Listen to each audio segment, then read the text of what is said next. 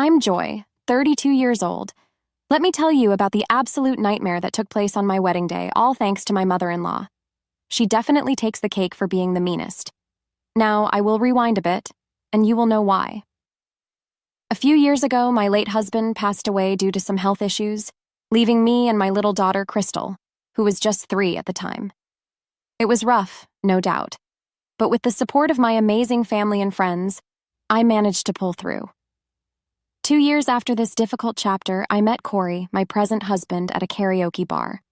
There I was, singing my heart out, and this guy showed up, cute, charming, you know the type.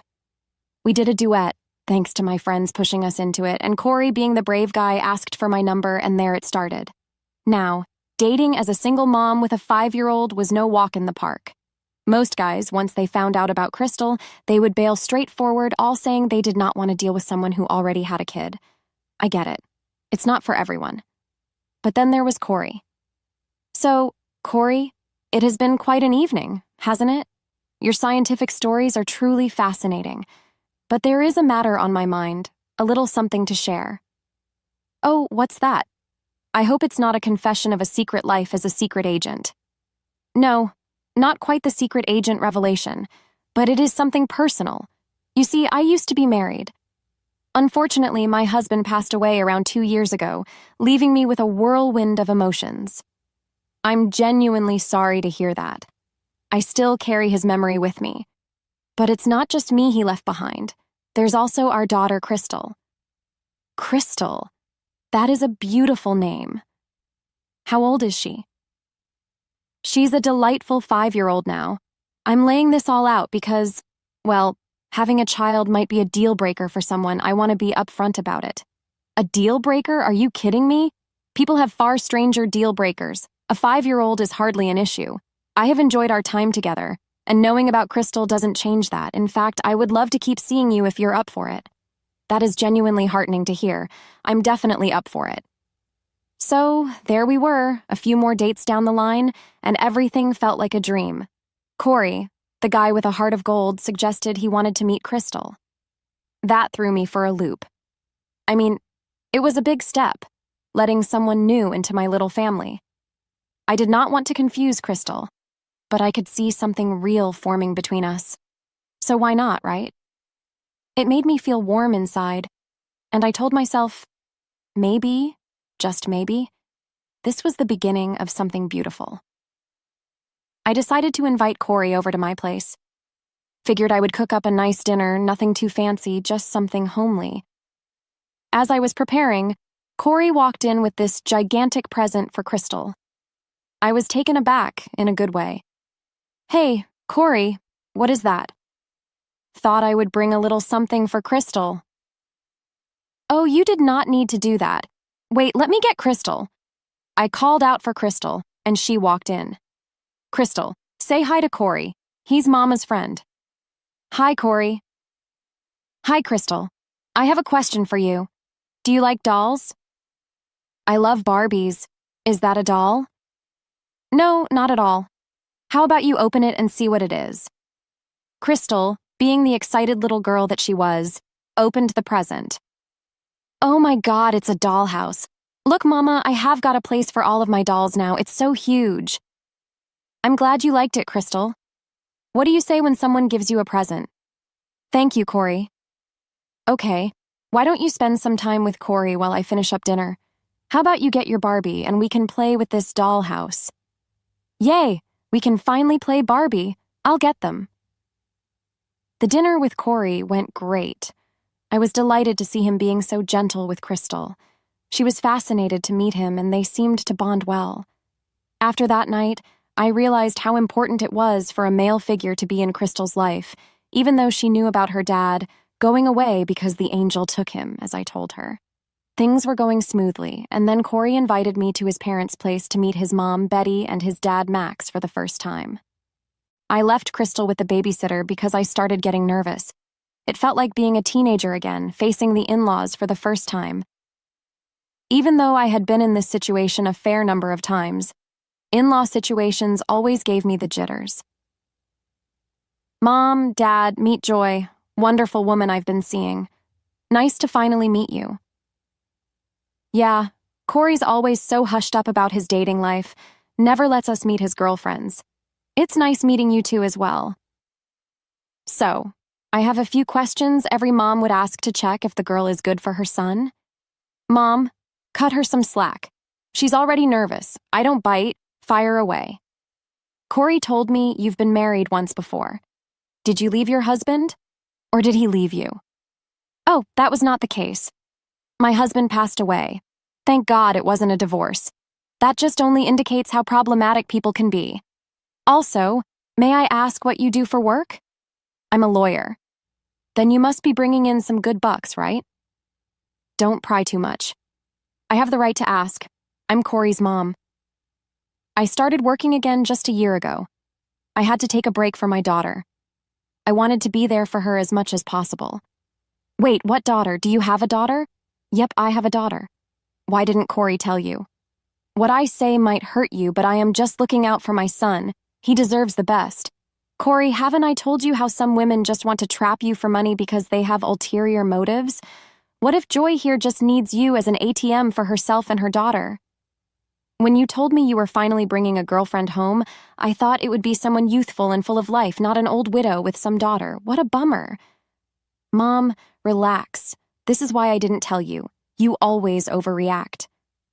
Yes, Joy has a daughter named Crystal, and I love them both. I love Corey and I can provide for my daughter. I am not here for Corey's wallet. Would have been easier if your daughter wasn't in the picture, if I'm being honest. She belongs in an orphanage instead of being a responsibility to my son or any other guy in this matter. Now that her own father is dead, kids like this should be put up for adoption. I'm sorry, but you need to leave. This is a lot for a mother to take in. All right, let's ease up a bit. Let them finish dinner. Well, I think I will just leave. Crystal needs me before her bedtime anyway. Hey, Joy, please stay. I'm sorry about all of this. You know, after that disastrous meeting with Corey's parents, I was ready to throw in the towel. Betty's words cut deep, labeling me as some gold-digging widow and then saying all of that stuff about Crystal. It was heartbreaking. It hurt. But I thought I should spare myself from more of that negativity. So I took a break and tried to distance myself from Corey. But Corey, that persistent man, kept calling, apologizing for his mom's behavior. Surprisingly, I missed him too, and Crystal was also asking about him. Eventually, I caved. I called Corey back and he assured me that he won't need his parents in our lives, especially not his mom. I agreed, and so it was just the three of us. Corey moved in and things got surprisingly better. He stepped up in ways I had not expected. He became the father figure Crystal needed, doing everything her biological dad would have done for her, taking her to school, spending quality time, and being incredibly attentive. And with me, he was a dream, loving, caring, genuine, and dare I say, romantic. A year after Corey moved in, he decided to make it official in a romantic gesture that made me tear up. Corey asked me to be his forever too, so I said yes. Hey babe, I wanted to share something with you. What's up? Is everything all right? Yeah, everything's fine. It's just, I had a conversation with my mom. I'm engaged now, and she didn't look exactly thrilled about it, but I convinced her to give you and Crystal a chance. I don't blame you for telling your mother about the engagement, but I don't know if she'll really accept us. Well, I know my mom. She is sentimental like that. The moment I told her about my engagement, she looked like she knew she was missing out on too much. Trust me, she could do everything and anything to be involved in my life. So, I talked her into setting up a date so she could meet Crystal. I'm pretty sure meeting Crystal can change her mind. Look at Crystal. She's a joy to be around. Well, you are right. After all, they are your parents. You can't just push them away because of me. And if she is willing to give this a chance, I'll forgive her and give her a chance too. Thanks, babe. I knew you'd understand. I just want everyone to get along. Soon, Corey dropped the news that Mark and Betty wanted to visit our place, get a taste of our life, and finally meet Crystal. I agreed. I told Corey it was okay for them to come over. We were also knee-deep in wedding planning, 4 months left, and I was secretly hoping maybe I could change Betty's mind. She was going to be my mother-in-law, whether I liked it or not. And having Corey's parents at the wedding meant a lot to him. Corey had always been incredibly understanding and supportive, doing so much for me. This seemed like the least I could do for him. The prospect of winning Betty over loomed, but I was willing to give it a shot. I wanted his parents to see that Crystal and I were a package deal, that my little family was worth being a part of. "Mom, Dad, welcome. This is our place." "Your husband left you this? It looks decent." "Well, we bought this house together. We both chipped in to purchase it."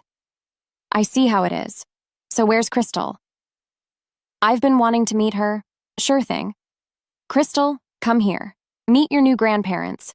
This is Corey's mom, Betty, and that's his dad, Max." "Hi, I'm Crystal. I'm happy I'll have one more gamey and Papa. Now please don't call me that. I'm not your grandmother. Mom, she's just a kid. We talked about giving this a chance, right? Well, how about we go and eat?" Everyone was seated at the table. I brought out the food and we started digging in. "You call this food? I can cook much better than this. A woman should be able to cook good food for her husband. This does not taste good at all. My mom makes the best food in the world." "You talk a little too much for someone your age, don't you, Crystal? Why don't you go fetch me some water from the kitchen?" "Sure, Mom." I sent Crystal to the kitchen so that I could have a word with Betty. "Betty, please don't treat my daughter like this. I know you might not like her, but for the rest of the evening, either don't talk to her or just be civil. I never wanted to compromise my daughter's life. I wanted to surround her with the best people. The last time we met, things were rough, but you can choose to be a part of our lives or not. It's up to you. I'm doing my best. I love your son, and I respect both of you as my in-laws. I just ask for a little respect in return."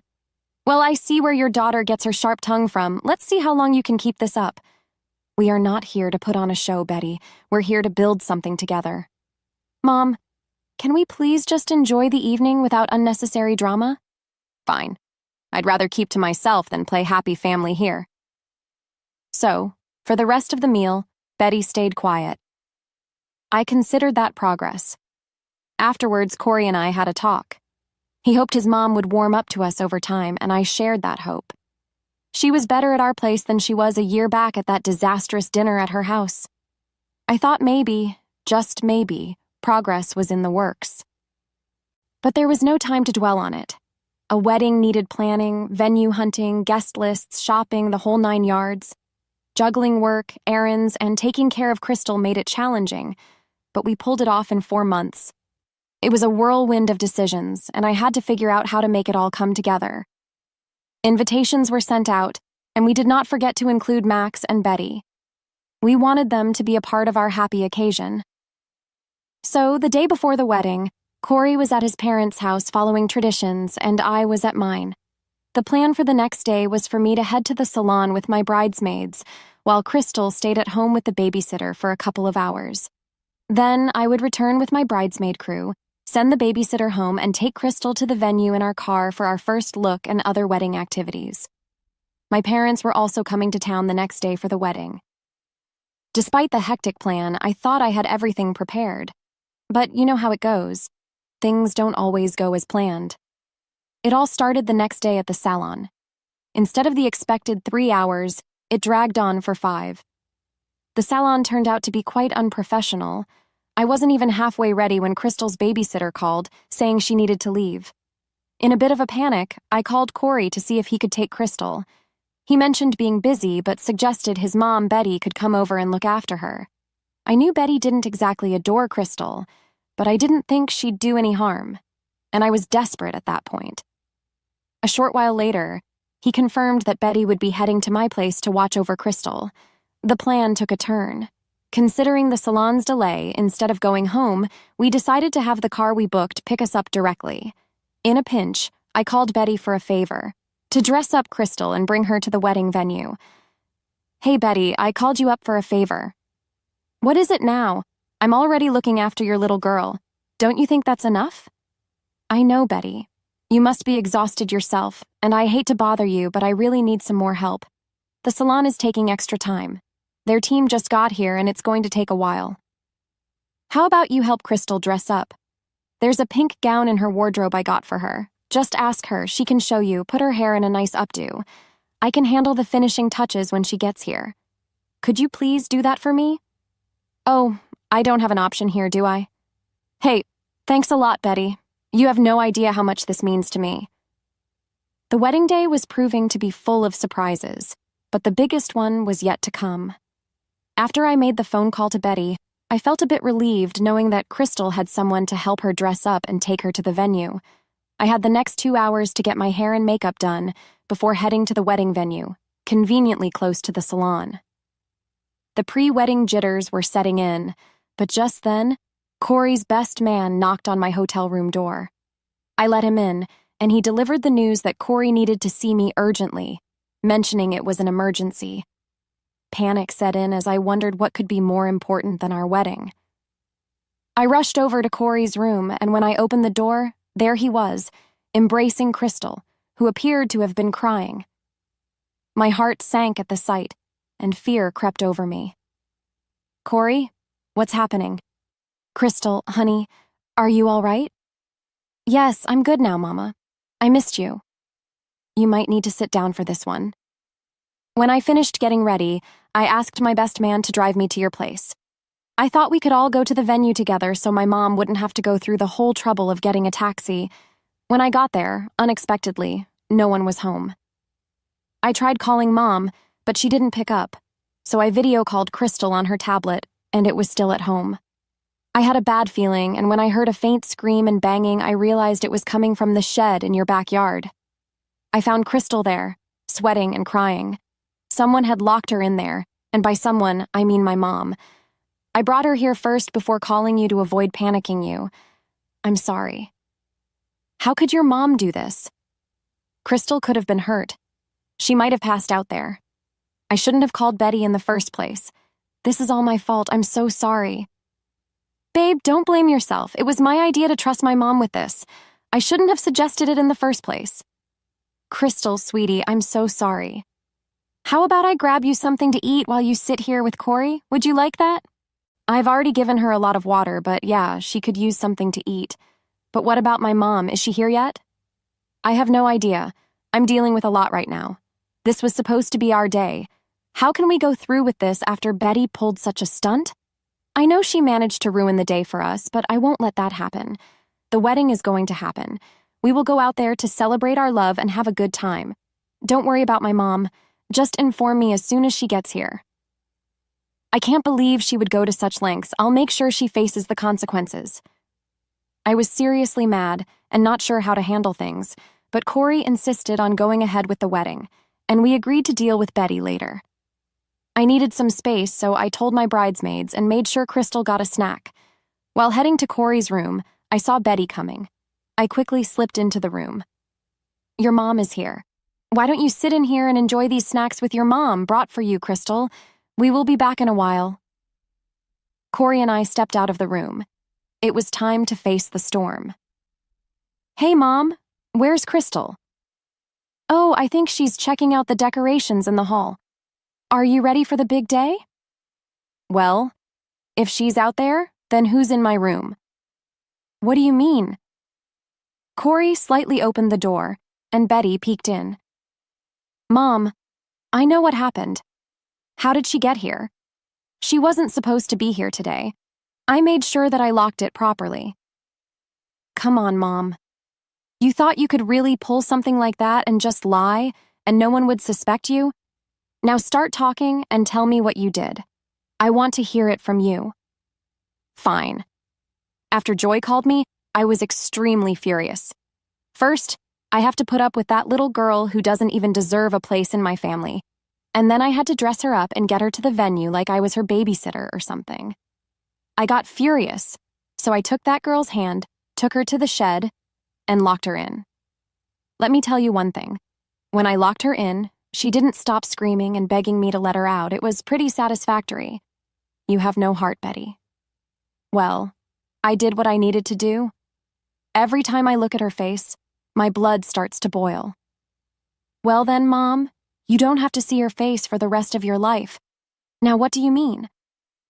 What I mean is, Mom, you're a terrible human being.